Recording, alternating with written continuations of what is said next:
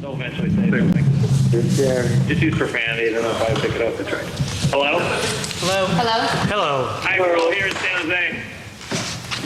Councilmember Oliverio, Councilmember Chu, and the great Supervisor Joe Siminian. Thank you, Teresa. Hello, Supervisor Simidian. Thank you. Where's the phone? She Just so you know, we don't have she has the phone, but they're on speakerphone somewhere. Is it on? So Do you computer have any Luigi. members of the public at your location? No, there's one staff member who is present. Okay, thank you. If you need help with crowd control, let us know. And this is Vera Clara speaking. I invited him. If any member of the public does show up at the teleconference location and desires to speak, we need to allow that. So Take down your invitation. I have to get something else going on. Supervisor Smidian, Yes? if any member of the public shows up at your location and wishes to speak, please offer them the opportunity to do so. I'm going to ask Councilmember Oliverio and Chu to do that since this is their home court, not mine. Thank you. Thank you. All right, thank you, everyone. Welcome to the governing board. Of the, Thank you. Thank you very much. welcome to the governing board of the Santa Clara Valley Habitat Agency. I believe we will have to take roll call by voice. Okay. Board members Ariano, Tucker, Here. Constantine, Here. Tate, Here?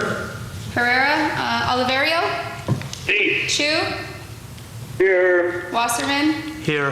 Smidian. Here. Thank you. Do we have a quorum on the governing board? We do. Okay, good. Right, at this moment, I'd like to call for any members of the public who would like to come and speak on items not on the agenda. Can't hear you. You're going to want to really speak into your mic. At this time, we're calling for members of the public who would like to speak on items not on the agenda. Do you have anybody in your area in San Jose? They don't have anybody from public. Nope. Okay, moving on to Governing Board and Implementation Board action, regular business. Item 1, approve the minutes of August 15th special joint meeting of the Governing Board and Implementation Board. So moved. Second. I have a motion and a second. Go ahead. Aye. This is Ken Schreiber. We have a quorum for the governing board. Right now, I believe we do not have a quorum for the implementation board. Correct. We're missing one. So I would suggest that under the action for regular business, that the implementation board approve the minutes, and then we shift the governing board part of that. Oh, excuse me, The other way governing board around. approve it, and we shift the implementation board over to the implementation board agenda on the third page of the minutes. we'll bump it to the end of the Okay, that's fine. So we have a motion to approve from the Governing Board the minutes of August 15th. Excuse me, Madam Chair. Is Dennis Kennedy on the implementation board? He is, and he's... Dennis is right behind us. Perfect. Hi, Dennis. So now we have a quorum. Thank you. Let's do roll call. Do you want to call the implementation board to order as well? Okay. Sure. And I'll take a roll call. Board Me? members Ariano, Tucker. Here. Constantine. Here. Crabtree. Camus. Yakubu. Here. Courtney. Wasserman. Here. Schmidt. Lazat. Here. Kennedy. Here. Fitzwater. Here. Thank you. And Madam Chair, now the implementation board does have a quorum, and we can take that action. He does not like to do things twice. That's right. Okay. Let's do it right. Can I clarify the motion? Thank you. And here's Crabtree. We are, the motion I believe now is from both the Implementation Board and the Governing Board to approve the minutes of the August 15th special joint meeting. We have a motion by Member Constantine and second by Member Wasserman. Yep. All those in favor? Aye. Oh, roll call. Do we have to do roll call? Sorry. We do. Board members Tucker. Yes. Constantine. Yes. Crabtree. Yes. Tate. Here. Yes. Oliverio. Yes. Chu. Yes. Yes. Yakubu. Yeah. Sorry, bear with me for just a second. Wasserman. Here. Smidian. Yep. Kennedy. Yes. Lazat. Yes. Fitzwater. Yes. Thank you. Okay, motion. On to item 2, report from the interim executive officer. Thank you. Moving the mic closer to try to get the sound into the magic of the airwaves. A couple of things. One is, in January, there is a regular meeting at the Implementation Board and a regular meeting at the Governing Board. And what we are going to put on those agendas is your meeting schedule. There's a meeting in November of the Implementation Board. There's not a meeting of the Governing Board. But we will be bringing back to you the issue of meeting schedule for a variety of reasons. So what we would like people to do, if you can so do it, is you start looking to not just the end of the year, but 2014. If you can just put a pencil hold on Thursday afternoons, third Thursday of the month afternoons, and we'll see how that plays out in January. But I know that getting things on schedules is at times the first step in actually having a meeting. And then on another item, the next meeting and future meetings will be held in the City of Morgan Hill City Council chambers. So this is the last time we will have to set up all of the AV equipment in here, et cetera. This will be a much more convenient location. And the City Hall chambers is at the corner of Alquier and Peak. There's the community center, or the development center, and the City Hall, and it's essentially the old City Hall. We'll provide directions there, but it's well marked on the site. But we'll start meeting in there, and that will help in the recording and all the AV type things. I've had several questions. On the day of the signing ceremony, I opened the Mercury News in the morning, and on the front page there were 3 stories. One was the shutdown, one was something with Intel and chip issues, and the other was the return of the Swenson's Hawk to Santa Clara County, which actually ruined my breakfast. Swenson's hawk, if it actually took up longer-term residence here in any great numbers, is a very difficult species to try to address from a mitigation and restoration standpoint. My colleagues in Solano and Yolo and others struggle mightily with that species, but we have not had one, and that's been fine with us. But from the standpoint of the bird-loving community, certainly, there's Swenson's hawk returned, a nest, a chick, survived, fledged, is now migrating. That is not an issue for the Habitat Agency. Biologists I've talked to think that this may be, the Swenson's hawk passes over the county on its way north in the spring. And occasionally they're seen here, and this have been a situation where people sort of the hawk liked the tree, decided to take up residence, but there is no indication yet of any great notable Swenson's hawk population. So it's a CEQA issue for local jurisdictions in terms of potential habitat areas. It's not part of the Habitat Agency, and we don't really need to worry about it, and may not ever have to worry about it. And the other thing I wanted to highlight was executive officer recruitment.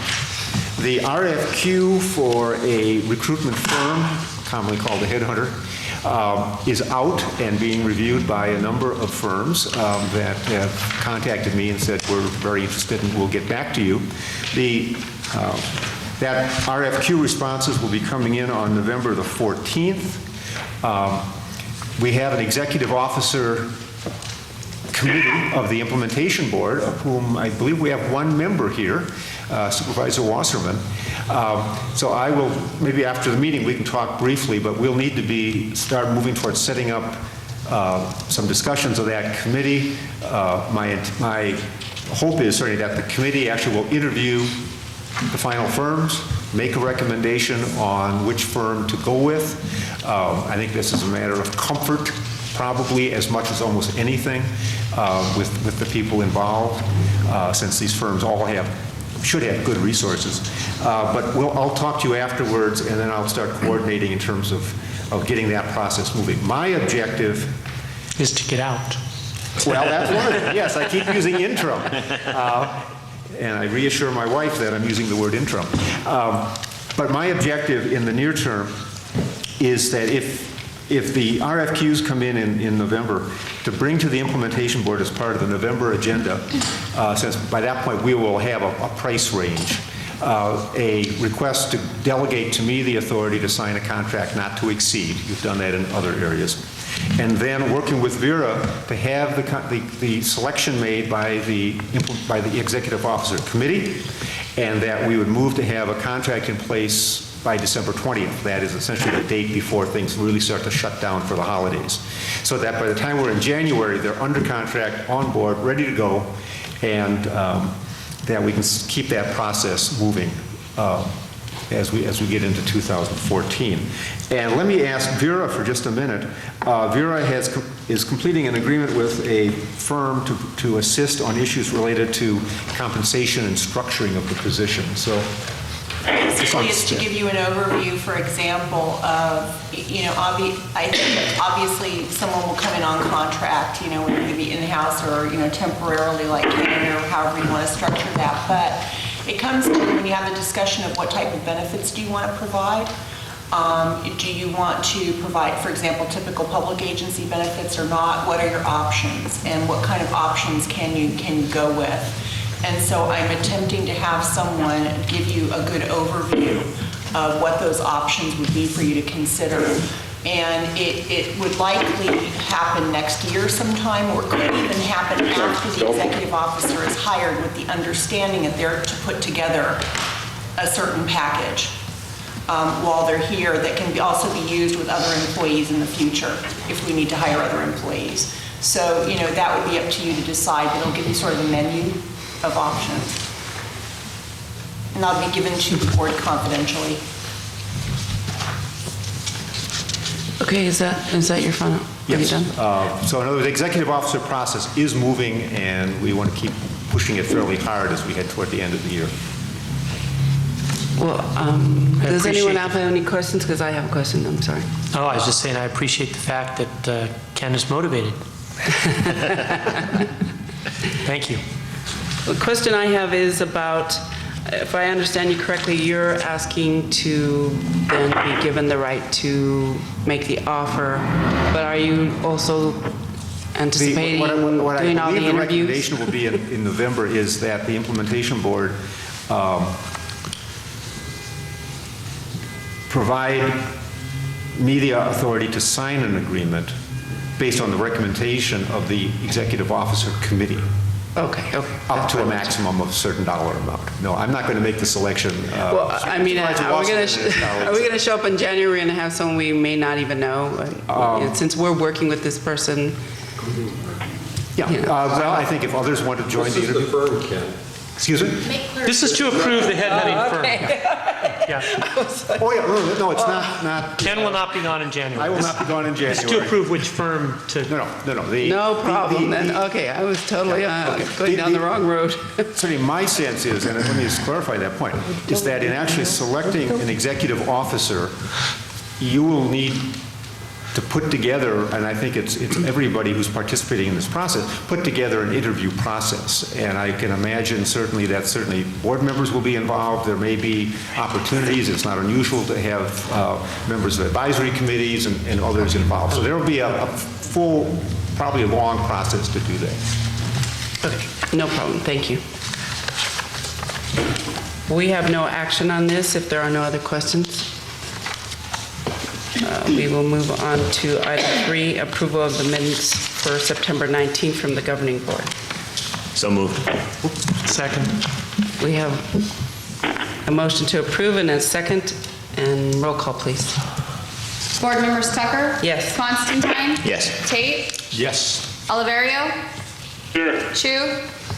Here. Wasserman? Here. Semidian? Yes. Thank you. Thank you. Minutes pass. Item 4, participating special entities, establishment of non-mitigation PSE charges, and delegation of decision-making to the implementation board. Go ahead. Allow me to provide a little bit of an overview. This is a two-step process we're having in front of you today, with actions by the governing board and then recommended actions by the implementation board. Essentially, the way the Joint Powers Authority Agreement is set up is that any responsibilities not designated for the implementation board are reserved to the governing board, and there is no mention of participating special entities. So we are first recommending that you delegate to the governing board, delegate to the implementation board ongoing responsibility for participating special entity agreements. We're also asking the governing board to approve participating special entity charges. And we're not calling, I'm not calling them fees in the sense of trying to avoid confusion with the Mitigation Fee Act, but they are charges. Very briefly, and then the implementation board is recommended to review and approve a PSE, participating special entity. I will now use PSE ongoing. A PSE policy, and this has been worked through by staff through a whole series of discussions, and also to review a template PSE agreement, and that also has involved a lot of staff discussions, a lot of work by Vera, and then forwarding that to the wildlife agencies the plan requires the wildlife agencies to sign off on that template agreement. So that is one of their obligations. And very briefly, in terms of background, because there have been a variety of questions about PSEs.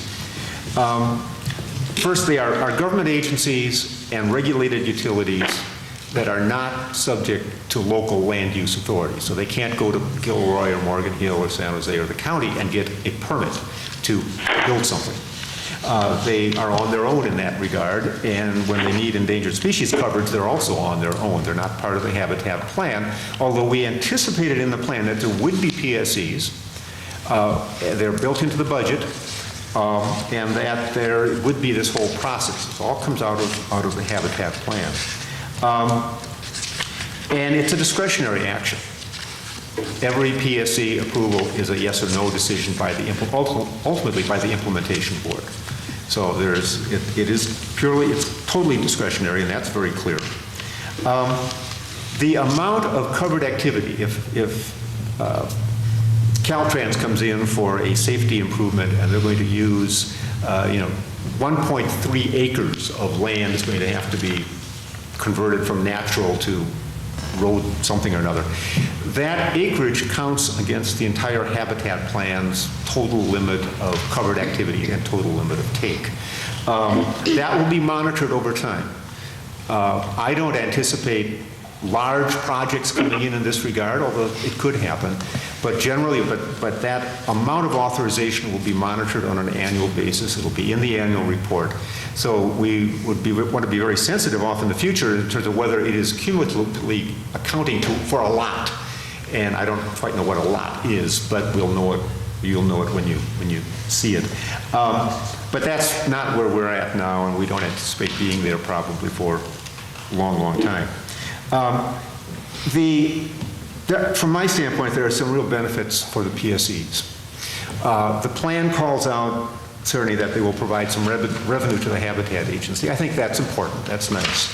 But for me, certainly, extending the plan coverage and simplifying the endangered species permitting process for essentially local organizations, whether it be a community college, or Caltrans, or PG&E doing gas line maintenance work or whatever. These are local projects.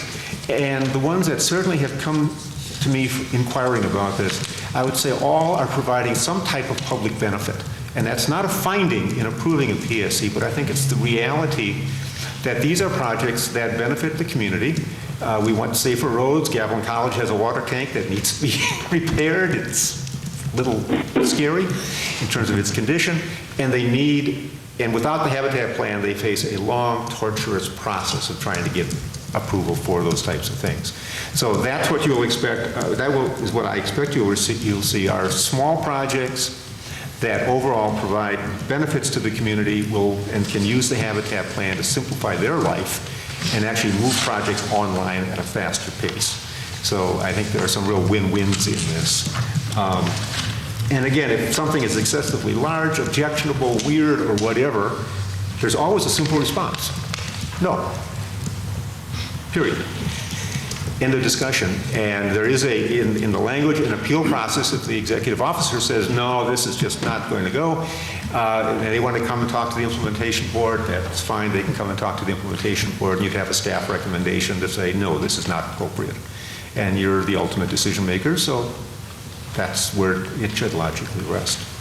So with those few comments, and now I've run together 2 different agenda items, 2 different boards, but I thought it was better to give that overview than trying to somehow split it between 2 sets of comments. But again, the first is the governing board, and that is establishing non-mitigation charges and then delegating PSE decision-making to the implementation board. Okay, thank you. Does anybody have any questions for staff? So if we do a motion, can we do 4, 1, and 2 together? So, 2 resolutions. Do you have a preference?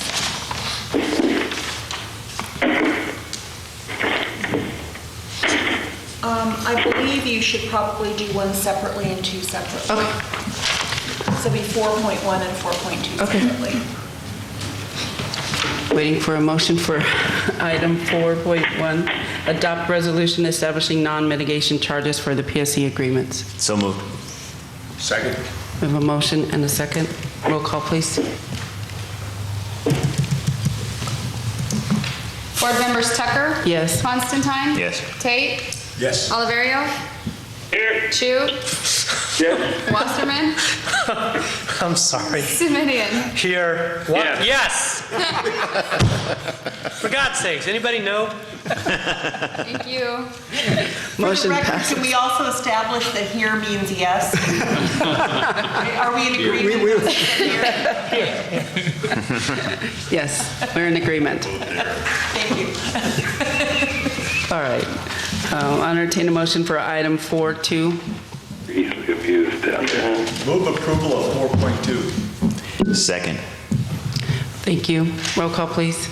Madam Chair, Madam Chair, may I just ask through our counsel, Vera? We all sit on a lot of committees and commissions. Why is a roll call necessary? I know we went through this 6 months ago, and I bring it up why is a roll call necessary? Today in particular, the roll call is necessary because we have a telephonic meeting. And there would be no way, it's required by the Brown Act, is the easy answer for a teleconference whenever you have that occur. And I believe the reasoning behind that is if you had members of the public in at the San Jose location listening, they wouldn't know who was voting how if it was raising your hands or saying aye and no. And the same for people sitting in the audience here would not be able to know what the folks in San Jose, nor would our clerk, by the way, if people were raising their hands or all saying aye or no. Okay, and it would only be an issue if there was a nay, correct? Correct, but usually Okay. with most of the action items like this, a roll call vote's advisable. Okay. Board members Tucker? Yes. Constantine? Yes. Tate? Yes. Oliverio? Yes. Chu? Yes. Wasserman? Yes. Simidian? Yes. Thank you. Got it. Thank you. Motion passes. On to any future governing board initiated agenda items. Does anyone on the board would like to bring anything to the agenda? Seeing none, we will now adjourn the governing board and move on to the implementation board. All right, implementation board, item number 5. If we could also mention, I'm sorry, I don't want to interrupt, but I think that all 3 members of the San Jose location are at the governing boards and their meetings, including as well. Good night. Gentlemen, Supervisor Yes. Simidian, we've adjourned the governing board meeting. All right. Thank you very much. Thank you very much. Have a good afternoon. Have a good day, gentlemen. Wanted to make sure they knew they could. I was hoping you'd leave them on. That's, Now we don't need to do roll call, right? A little board member here. Where you going? I'm good. I'm done.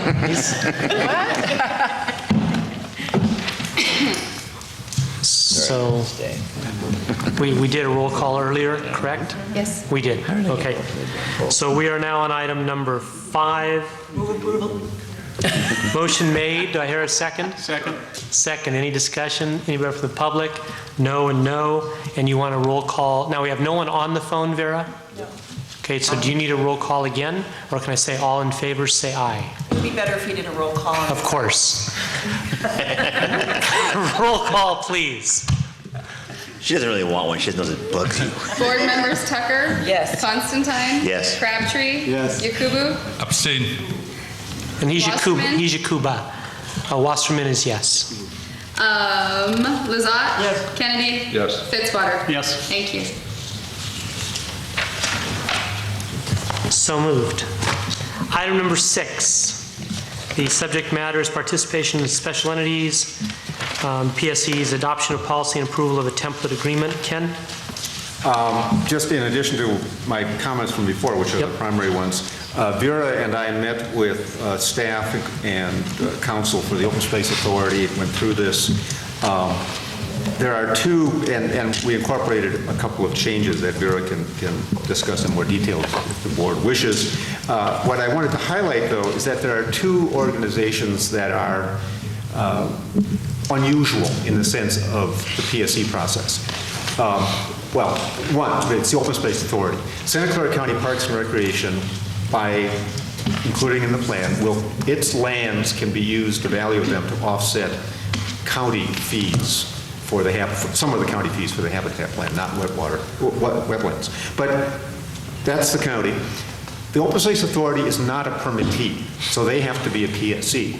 So the PSE agreement is then linked to the plan obligations or expectations that they will provide up to 1,000 acres of existing open space land for the reserve system. The value of that will be calculated, and given the level of activity of the Open Space Authority, that will probably be far more value than they will expend over the next 50 years in terms of fees. But that puts them in this oddball category, very different than other PSEs who don't have an obligation in the plan that they've agreed to. Okay. Thank you. Any comments about this? I have one comment I want to make, but I want to hear from others. Public comment. Commissioner Tucker? Hi. We'll do public comment. Thank you. Yep, go right ahead. Public comment? Yep, excuse me I a just second. wanted to say thanks for all your work. Speak up to a microphone if you would, Oh, yeah. just for the recording. We don't have anybody in San Jose listening. I'm Virginia Holtz, Chair of the Board of the Open Space Authority, and I just want to confirm that we are in agreement with what is being presented here. We did have our attorney look at most of his recommendations were placed in the document, and we're really satisfied with that. So I just wanted to assure everybody that we're on the same page, and we're glad that we're getting some framework to all this. Super. We like happy customers. All right, Commissioner Tucker? I just wanted to ask, when in the future years, do we already have it in our plan to add additional PSEs to the list of PSEs that are Yes, acceptable? there's no Is there a process in definitive place? list. There's an example list. We try to avoid a definitive list because new agencies may be created, or we could miss one in the process. But they all will have to fall under the category of a governmental agency, local, state, federal, whatever, or a regulated utility. And I've had contacts with PG&E. In fact, I have a meeting up there next week with about 10 or 12 PG&E staff members, I'm finding out. And San Jose Water Company has contacted me regarding a reservoir site they want to develop and some pipelines, and they will need the same type of coverage. Okay. So there probably are other, I don't have a list of regulated utilities, but I'm sure there are some But I others. mean, there's a process in place. They don't just email you and say, I want to be part of this. Well, email, phone, That's what I wanted to know. get referral, but oftentimes I think these are coming through referral from the federal or state wildlife agencies, where they start out down the path and go to the Sacramento Fish and Wildlife Service, and they say, no, go to Ken, or go to the Habitat Agency. Okay, thank you. See no other questions. I have a question for you, Ken, a discussion I was having this afternoon. We have this goal of obtaining X number of acres. You know, we also need dollars for operating expenses. What are your thoughts on somebody comes to us and for mitigation purposes, they say, you know, here's 500 acres. Doesn't pay the rent. No. Is there any discussion about these acreage we do want, these acres we do want, these acres we don't, or that the land mitigation cannot exceed 75% of the total compensation so that we have some cash to keep the lights on? Have you given any thought to this? Yes. Couple different thoughts. One is that any agreement to substitute land in lieu of fees, which is sort of one subset of this possibility, although sometimes that will not be a PSE, it'll be just a regular property owner wanting to do something.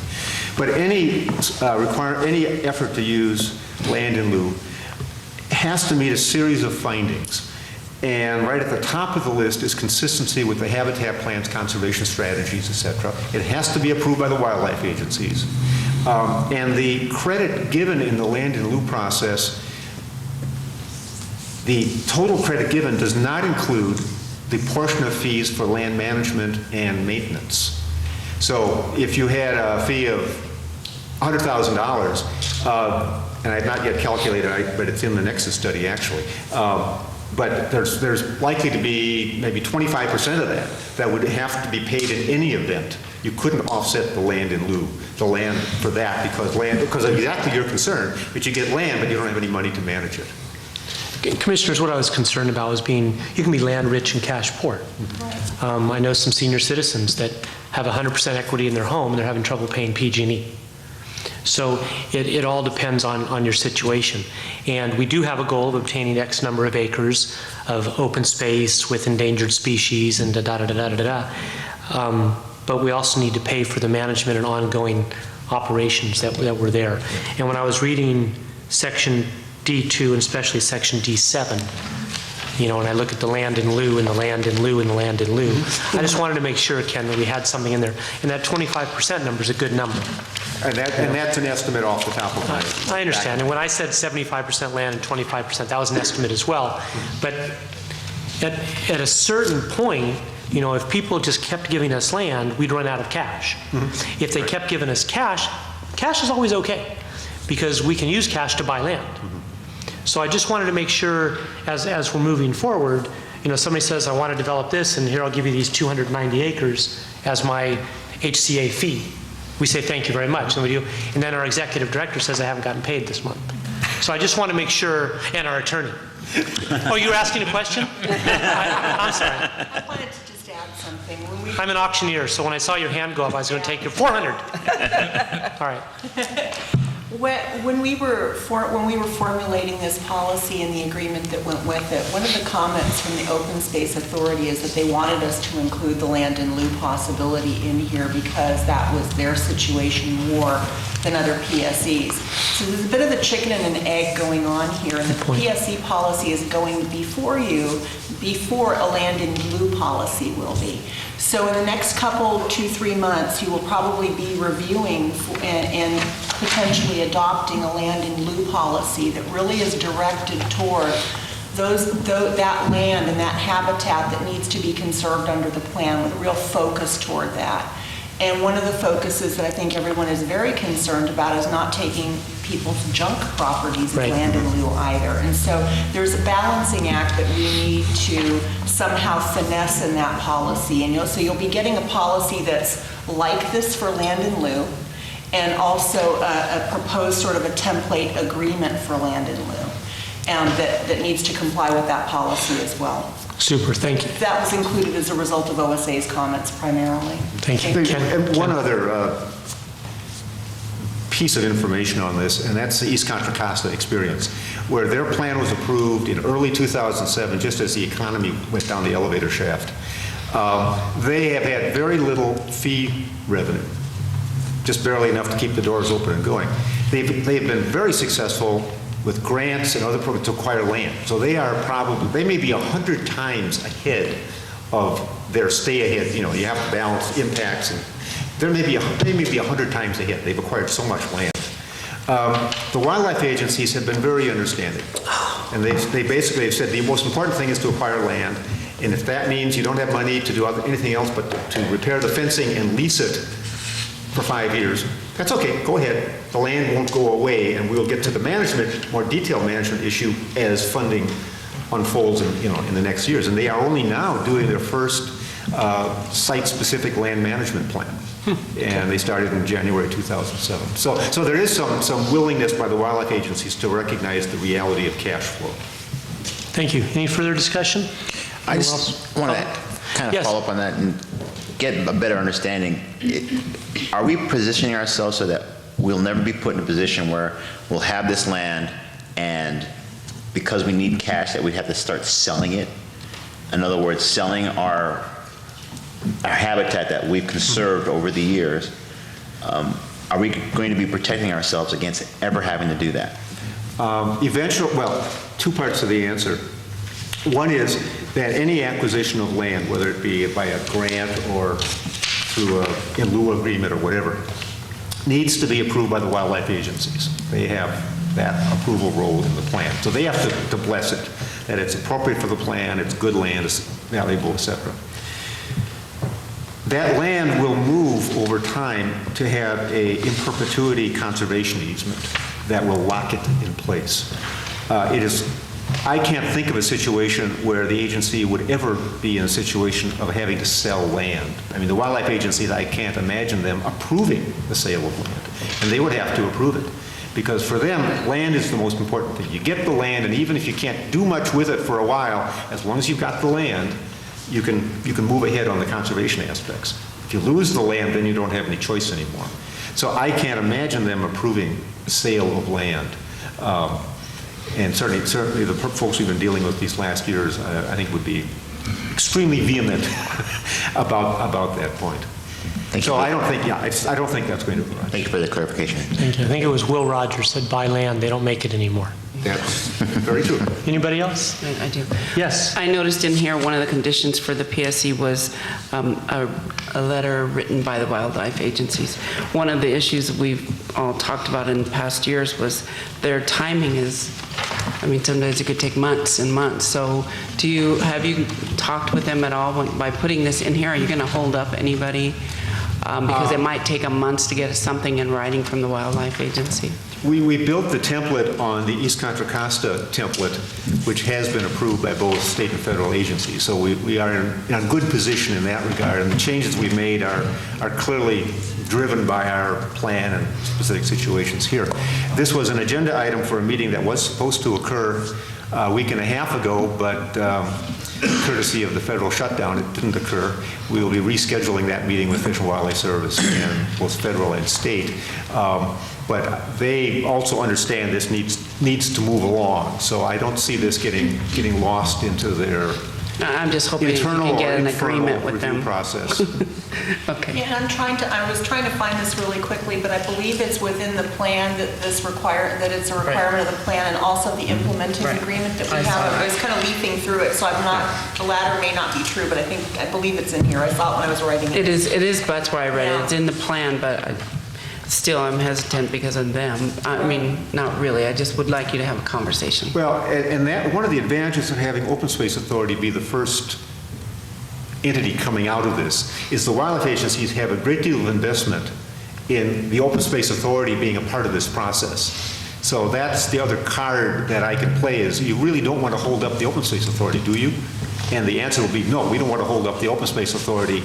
And so if we need to do some actions, they understand why we need to move this. Okay.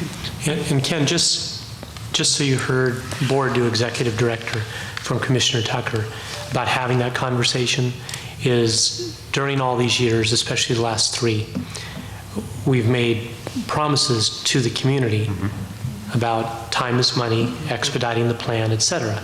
And if somebody, say, in Morgan Hill goes to the Morgan Hill Planning Department and says, I want to develop this plan, and you look it up and you say, okay, it's $5,000 an acre, and it was supposed to expedite the processing process. And we just want to make sure that that's the case, and we're not waiting on some federal or state agency, and because the constituent's right in our face, you know. And we just want to make sure, well, we've done all our part, we're just waiting for them. We don't want to be in that situation.